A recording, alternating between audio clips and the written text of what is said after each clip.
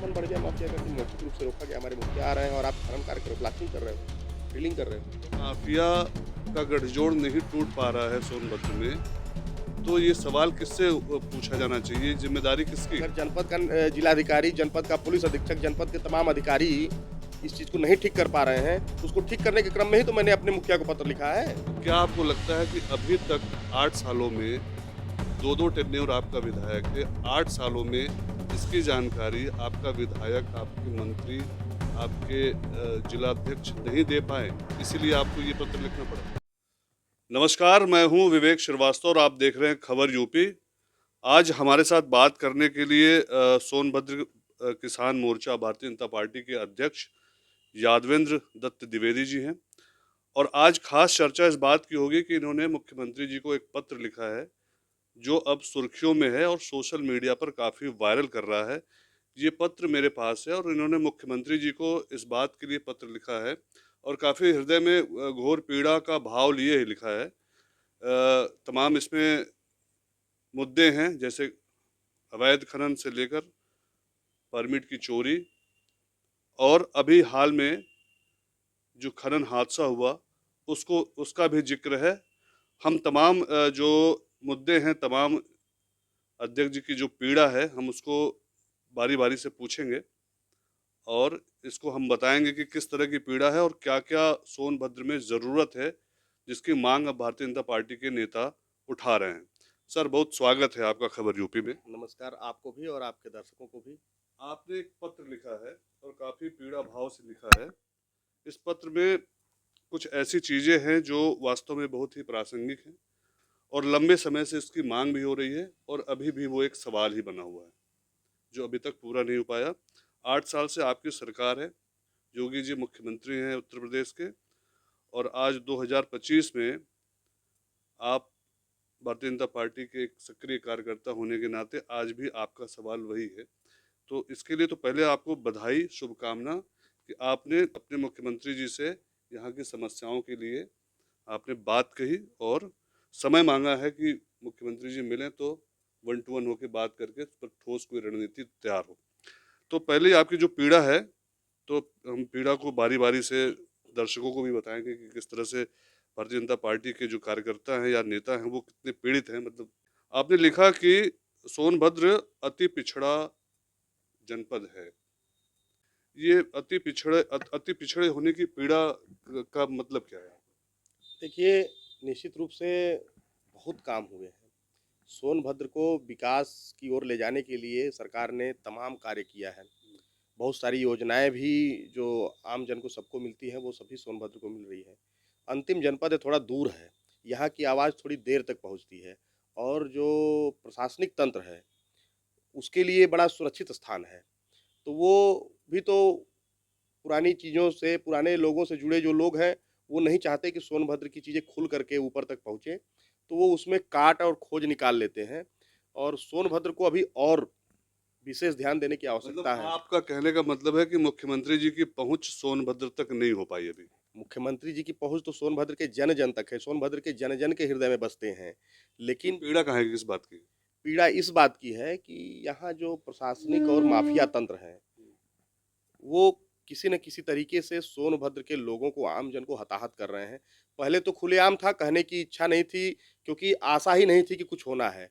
इस सरकार में, हमारी सरकार ने जो आम जन के लिए करने का प्रयास किया है, तो एक आस जगी है कि नहीं, अगर बहुत ज़्यादा ठीक हो चुका है, तो ये समाप्त हो जाए और इसको समाप्ति की ओर ले जाने के लिए ये पत्र मैंने माननीय मुख्यमंत्री जी को लिखा है कि ये सब चीज़ें अब एकदम समाप्ति की ओर हो जानी चाहिए और इस पर समाप्त करने के लिए विशेष ध्यान देने की ज़रूरत है। ये पत्र का सिर्फ़ एक उद्देश्य है कि माननीय मुख्यमंत्री का विशेष ध्यान सोनभद्र पर हो, ये क्योंकि ये आदिवासी बहुल जनपद है। मुख्यमंत्री तो हमेशा ही जब सोनभद्र आए हैं, हमने उनके पूरे इवेंट को कवर किया, उनके पूरे भाषण को, उनके पूरे कार्यक्रम को। उसमें हमेशा ये बोलते हैं कि वो सोनभद्र पर उनकी विशेष नज़र है। यहाँ के आदिवासियों, यहाँ की जो जनजाति संस्कृति है, उसको लेकर काफ़ी फोकस रहते हैं। मुसहर बस्ती ना, और भी इस तरह के जो लोग हैं, तो आप कह रहे हैं कि विशेष कृपा की ज़रूरत है? क्या है ना कि एक दिन मैं सर्किट हाउस में बैठा था, हमारे माननीय प्रभारी मंत्री जी आए थे, जिलाधिकारी महोदय थे, खनन हादसा के बाद की बात है। बहुत मर्माहत थे लोग, बहुत पीड़ित थे, अधिकारी भी बहुत दुखी थे। तो एक शब्द हमारे यहाँ जिलाधिकारी महोदय बहुत प्रयास कर रहे हैं जनपद के लिए काम करने का, मैं उनको बधाई देता हूँ। लेकिन एक शब्द उन्होंने कहा, मुझे ध्यान में आ गया कि आगे जो है और पीछे भी कुछ है जो हम लोग नहीं जानते, हम लोग कार्यकर्ता नहीं जानते हैं। उसी प्रकार से माननीय मुख्यमंत्री महोदय को भी और हमारी पार्टी के वरिष्ठ ऊँचे नेता जो हैं वो सब लोग बहुत प्रयास कर रहे हैं कि हमारे जनपद का कल्याण हो। लेकिन बहुत सारी चीज़ें हैं जो इस जाल प्रशासनिक और माफिया तंत्र के जाल में जो वहाँ तक नहीं पहुँच पा रही हैं, उसको उसको जानना अभी बाकी है, सोनभद्र के पिछड़ेपन को दूर करने के लिए। जीरो टॉलरेंस कहाँ है? बिल्कुल, अगर माफिया का गठजोड़ नहीं टूट पा रहा है सोनभद्र में, तो ये सवाल किससे पूछा जाना चाहिए? जिम्मेदारी किसकी है? देखिए सवाल पूछना आपका काम है, हमारा काम है जवाब कि हम सवाल पूछने लायक काम ही न छोड़ें। उसी क्रम में ये एक पहल है कि सवाल पूछने के लिए आपको अवसर ही न मिले। सवाल तो आप ही ने खड़ा कर दिया ना, ये पत्र लिख के। सवाल नहीं, तो ये आप खड़े कर रहे हैं। ये हम पत्र तो सवाल आपके पत्र से आपसे पूछ रहे हैं कि साहब जीरो टॉलरेंस कहाँ पे है? 8 साल से आपकी सरकार है, भ्रष्टाचार है। आप खुद बता रहे हैं कि इस तरह की चीजें हैं, गठजोड़ है, माफिया है, बड़े लोग हैं। तो जीरो टॉलरेंस कहाँ है? जिम्मेदारी किसकी है? यही तो मैं पूछ रहा हूँ आपसे। देखिए, जहाँ जानकारी आ गई है, जहाँ अपराध खुल करके दिख जाता है, हो जाता है, वहाँ हमारी सरकार बिल्कुल जीरो टॉलरेंस पे काम कर रही है। लेकिन अगर कोई अपराध की योजना बना रहा है मन में, तो हमारी सरकार उसके मन में तो घुसा नहीं है। वो तो नहीं, आपने मन में योजना बने तो ठीक है। आपने तो लिखा है साफ तौर पर, ये देखिए कि पुलिस विभाग, खनन विभाग और पुलिस विभाग के लोग मिलके डंडा मार के 100 रुपये 500 रुपये सड़क पर वसूलते हैं। अब ये मन में कहाँ रह गई बात? ये तो सड़क पर है। अब कार्रवाई कब होगी? मतलब ये जीरो टॉलरेंस कहाँ है? देखिए, ये हम भी जानते हैं, आप भी जानते हैं। रॉबर्ट्सगंज में लोधी टोल प्लाजा के आगे खनन विभाग का एक तथाकथित बैरियर है।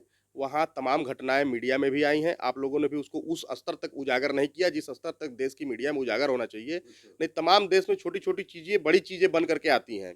लेकिन हमारे जनपद में बड़ी-बड़ी घटनाएं भी छोटे रूप में आ जाती हैं, छोटी छोटी रूप में दिखाई जाती हैं। मतलब तो मीडिया स्तर उस स्तर पर दिखाएगा तब आप कार्रवाई करवाएंगे। हम लोग का जो काम है हम कर रहे हैं।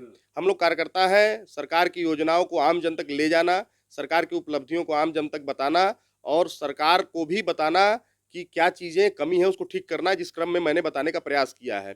लेकिन जो लोग गलत कर रहे हैं, जो सरासर कौन कौन कौन लोग हैं वो लोग? ये अपराधी प्रवृत्ति के लोग जो पिछली सरकारों में विपक्षी हैं, विपक्षी सरकारों में रहे, आज उनको अवसर मिला है कि नहीं एक अच्छा वो करें, लेकिन वो अपनी मानसिकता को बदल नहीं पा रहे हैं। उसी तरह से प्रशासनिक तंत्र में भी ऐसे लोग हैं, जो अपनी मानसिकता बदल नहीं पा रहे हैं और उनको बदलने की आवश्यकता है और ये अगर वो नहीं अच्छा, बदलेंगे। चलिए ठीक है। मुख्यमंत्री जी लखनऊ बैठे हैं, उनको नहीं पता है। ये हो सकता है ना भी पता हो, मीडिया अपना काम नहीं कर रही है। डीएम को आपने शुभकामना दी, बधाई दे रहे हैं आप। कम से कम डीएम को तो पता होना चाहिए कि सड़क पर पैसा वसूला जा रहा है, जो आपने लिखा है पत्र में। जो बधाई का काम कर रहा था उसको बधाई लेकिन दिया और जो काम नहीं कर रहे हैं उसको भी बता रहे हैं कि कहाँ कमी है, वो कहाँ खुद कमी समझने है? की चीज़ है, वो समझें। कहाँ कमी? हमने बताया पत्र में, तो हमने बता दिया ना नहीं, कि ये हो रहा है। आपने जैसे मुख्यमंत्री को नहीं पता है, डीएम को पता है, खनन विभाग को पता होना चाहिए।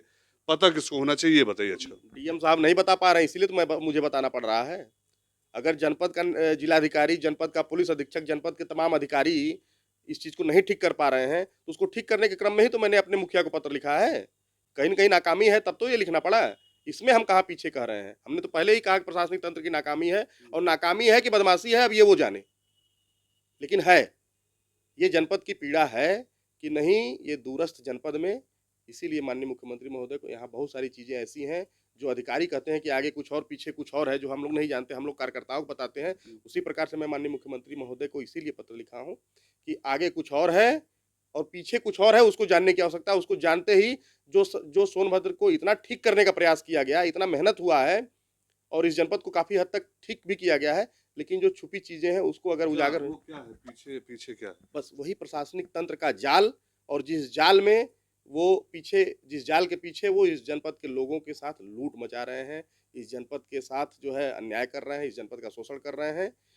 सामने तो नहीं कर पा रहे हैं, सरकार हमारी जीरो टॉलरेंस पे है, लेकिन जाल बना करके, एक तंत्र बना करके इस जनपद को लूटने का प्रयास कर रहे हैं माफिया और मतलब प्रशासन। लोटम लोटैया चालू है।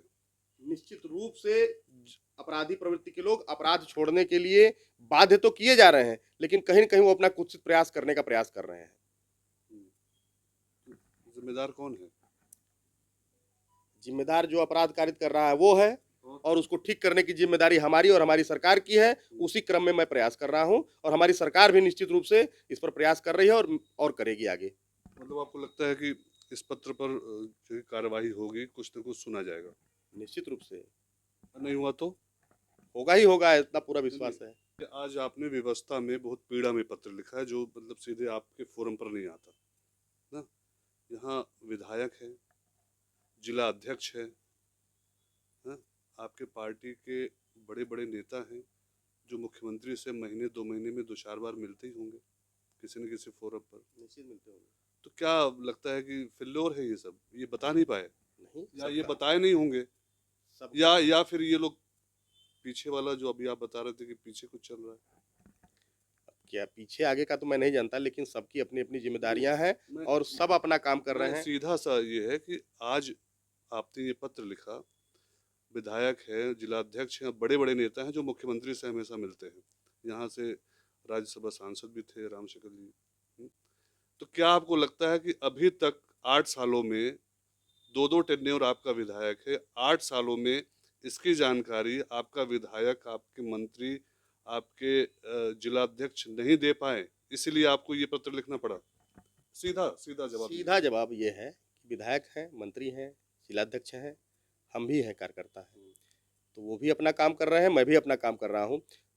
ऐसा तो नहीं है कि सिर्फ विधायक और जिलाध्यक्ष और मंत्री ही काम करेंगे, हम लोग काम नहीं करेंगे तो फिर हम लोग को बैठना पड़ जाएगा। नहीं, आप काम करिए, आपको तो बहुत जिम्मेदारी। मैं तो सीधा सवाल पूछ रहा हूँ ना कि इन 8 सालों में इन लोगों ने अभी तक यहाँ की समस्याओं को जो आपने लिखा है या बता नहीं पाए या बताना नहीं चाहे या फिर कुछ और है? बहुत सारी चीजें हैं, नहीं पहुंचा पाए होंगे, छूट गया होगा, नहीं हो पा रहा है, कहीं कुछ कमी दिखी है, हो सकता है उनको भी ना समझ में आई हो, ना दिखी हो, कहीं न कहीं से चीजें हैं, तो मेरी भी उत्तरदायित्व, मेरी भी ना जिम्मेदारी दिखी है। हो कि मतलब पीछे वाला मामला तो नहीं?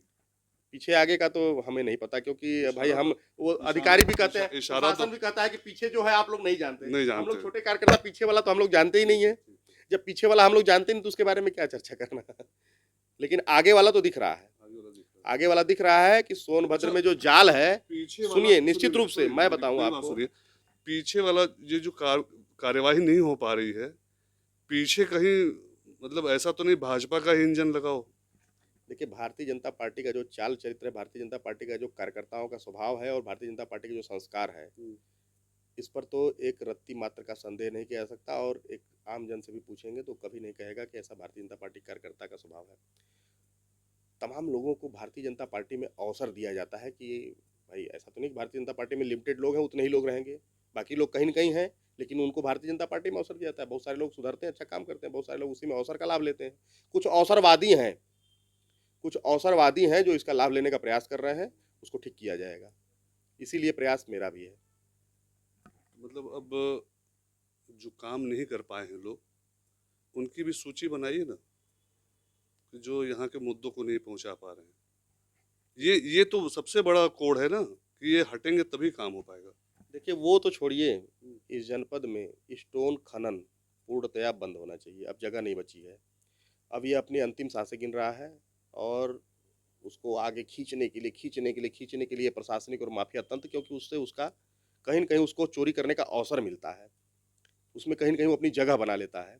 इस नाते जो है वो उसको खींच रहा है, लेकिन अगर कायदे से अगर इसको देखा जाए तो इस जनपद में अब पत्थर खनन करने के लिए जगह बची नहीं है। दूसरा विषय मैं बताऊँ, इस पर बहुत महत्वपूर्ण विषय है, इसको उजागर आप लोगों को भी करना चाहिए, आप लोगों को भी तंत्र, आप चतुर्थ स्तंभ है, ज़िम्मेदारी आपकी भी, आपको भी रखना चाहिए।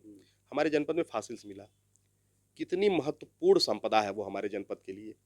खनन क्षेत्र में तमाम ऐसी संपदाएं विलुप्त हो गई, समाप्त हो गई। फासिल्स पर अगर खनन हो रहा होता तो किसी को पता रहता क्या है? आम जन क्या जानेगा कि ये क्या है? उसको तो आम कूड़ा करकट पत्थर समझेगा। ये संपदाओं से भरा जनपद है, बहुत सारी चीज़ें नुकसान हो चुकी हैं। अब इसको खनन करने लायक तो एकदम नहीं है। बालू निकालें, नदी का बालू है निकालें, बहुत सारी और भी चीज़ें हैं निकालें, लेकिन स्टोन खनन करने लायक इस जनपद में कुछ नहीं है। स्टोन खनन से इस जनपद की पहचान, मूल और जो प्राकृतिक चीज़ें हैं, जो पौराणिक चीज़ें हैं, वो विलुप्त हो रही हैं। नहीं, इससे जुड़े अभी एक मुद्दा, जैसे खनन बंद होता है तो आवाज उठती है कि भाई रोजगार छिन गया। देखिए, रोजगार की ये सब वही हल्ला कर रहे हैं जो खनन में अपने लिए चोरी करने का अवसर प्राप्त कर रहे हैं। बहुत सारे तमाम रोजगार हैं जहाँ खनन नहीं है हमारे। अब खनन कहाँ बंद हो रहा है? तमाम खनन है, सोनभद्र में कोयले का खनन है, बालू निकालते हैं, मोरम निकालते हैं, एक स्टोन खनन जो अत्यधिक कर चुके हैं, अब इससे ज़्यादा करना पर्यावरण और यहाँ के मूल चीज़ों के विपरीत है। और तो उस सर ये डिसाइड कौन करेगा कि यहाँ खनन चलना चाहिए, बंद होना चाहिए? तो आप ही लोग करेंगे ना, सरकार करेगी। बिल्कुल उसी पर तो चर्चा अब चल रही है। इसमें भी क्या मतलब समाजवादी पार्टी है इसमें? नहीं, इस पर चर्चा चल रही है, इस पर भी चर्चा चल रही है। कितने साल में चल रही है चल चर्चा? रही है, उसी पर तो ये पत्र लिखा गया है। ठीक। पत्र लिखने का मूल उद्देश्य भी यही है कि पत्थर की खदानें अब खनन करने लायक नहीं रह गई हैं, उसको बंद कर दिया तो जाए। सर डीजीएमएस क्या करता है? डीजी सबसे बड़ा सवाल तो डीजीएमएस को रिपोर्ट जो जाती है ना, आपका प्रमुख सचिव भी बैठा है, आपका खनन का डायरेक्टर भी बैठा है, मुख्यमंत्री से रोज मीटिंग हो रही है, डीजीएमएस की रिपोर्ट जा रही है। 8 सालों में अभी तक डिसाइड ही नहीं हो पाया कि चलने योग्य है नहीं, तो कार्रवाई सरकार को करनी है ना। अभी मीडिया के माध्यम से ही मैंने देखा कहीं जगह कि डीजीएमएस की रिपोर्ट है कि वो खनन करने लायक नहीं, उसको सुधार करने के लिए दिया गया था। तो हमारी सरकार का जो तंत्र है वो तो सुधार करने के लिए दिया, लेकिन वो माफिया और वहाँ जो निचले स्तर पर काम करने वाले प्रशासनिक अधिकारी हैं, इनका जो तंत्र है वो खनन करा रहे हैं। भाई डीजीएमएस हमारी सरकार की एक संस्था है, उसने कह दिया कि नहीं वो खनन करने लायक नहीं है, वहाँ सुधार करने की जरूरत है। उसने सुधार करने की अनुमति दी आपको कि आप सुधार करो, और सुधार करने की अनुमति की आड़ में निचले स्तर के अधिकारियों कर्मचारियों को मिला करके कौन अधिकारी? खनन माफिया, कौन अधिकारी? जो भी नीचे स्तर के जो खनन के सर्वेयर है, वहाँ के लेखपाल होंगे, एसडीएम होंगे, तहसीलदार, सबको सस्पेंड करना चाहिए। क्या कर रहे थे भाई? कैसे खनन हुआ? जब खनन, अच्छा एक विषय ये भी आ रहा था कि नहीं, मौखिक रूप से रोका गया था कि आज कोई भी कार्य क्षेत्र में नहीं होगा। इतना मन बढ़ गया माफिया का कि मौखिक रूप से रोका गया, हमारे मुखिया आ रहे हैं और आप खनन कार्य करो, ब्लास्टिंग कर रहे हो, ड्रिलिंग कर रहे हो, क्यों कर रहे हो भाई? इसी का परिणाम है हमारी सरकार का जीरो टॉलरेंस था कि मुकदमा हुआ, अब जेल जाएंगे। हमारी सरकार ने जीरो टॉलरेंस की नीति अपनाई, मुकदमा किया, कोई कितना भी बड़ा हो, किसी भी पार्टी का हो, किसी भी संगठन का हो, किसी भी व्यक्ति से जुड़ा हो, उसके खिलाफ कार्रवाई होना तय है। यही है हमारी सरकार का जीरो टॉलरेंस। आप गलती करोगे, आप सजा भुगतोगे। लेकिन कहीं न कहीं ये पीछे चोरी छुपे जाल तो है, और वहाँ निगरानी करने वाले अधिकारियों कर्मचारियों की जिम्मेदारी बनती है पूर्ण रूप से। पीछे वाले कब सामने आएंगे? कौन एक्सपोज करेगा? आप करोगे, हम करेंगे, वही करने का प्रयास कर रहे हैं। आप लोग प्रयास में कुछ थोड़ा, क्लू मिला है? अरे दिया तो है, दिख तो रहा है। पीछे वाला कौन है? वो ये जो खनन हादसा है, यही तो क्लू है। इससे बड़ा क्लू क्या चाहिए? मैंने तो माननीय मुख्यमंत्री महोदय कहा कि पत्र में कि अगर ये हादसा हो गया तो ये ईश्वर शायद। अच्छा, एक एक पत्र में आपने जिक्र किया है, ये माया रहित कठोर कार्यवाही करनी चाहिए। माया रहित का मतलब क्या है ये?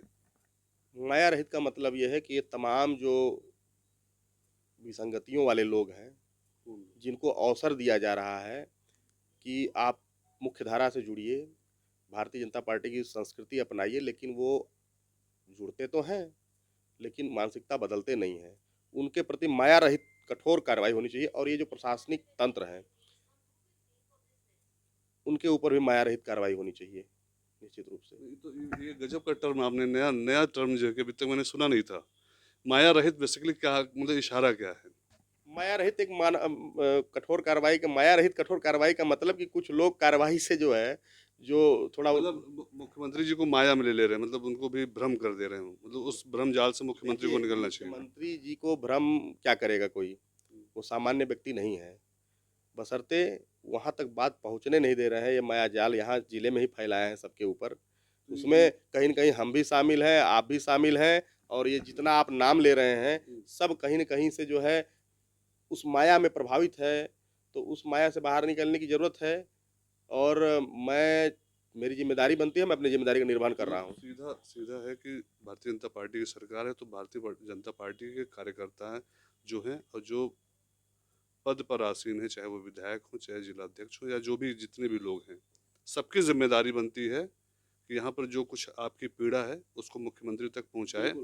अगर नहीं पहुँचा पा रहे हैं तो उन पर माया रहित कार्यवाही उन पर भी होनी चाहिए। निश्चित रूप से होनी चाहिए। जो चीज़ों को छुपाने का प्रयास करेगा, चाहे कोई भी हो, ऐसा नहीं है। मुझे तो विश्वास है कि हमारे जनपद के जनप्रतिनिधि, हमारे पार्टी के पदाधिकारी अपनी सब नहीं सुना। ये देखिए, ये यादवंद्र दत्त द्विवेदी थे, और इन्होंने एक पत्र जो मुख्यमंत्री को लिखा है, उसमें जो पीड़ा इन्होंने व्यक्त की है, उस पीड़ा के बारे में खबर यूपी को बहुत साफ तौर पर बताया, और ये भी बताया कि जो भी इस पूरे नेक्सस में जो भी शामिल हैं, वो चाहे किसी भी स्तर का अधिकारी हो, चाहे किसी भी पार्टी का नेता हो, सभी पर माया रहित कार्यवाही मुख्यमंत्री जी करें, तभी सोनभद्र में जो मुख्यमंत्री जी की उम्मीद है, जो मुख्यमंत्री जी का सपना है आदिवासियों को लेकर, जनजातियों को लेकर, वो तभी पूरा हो पाएगा। नहीं तो हमेशा सड़कों पर जीरो टॉलरेंस की धज्जियां उड़ती रहेंगी अगर ये माया रहित कार्यवाही नहीं हुई।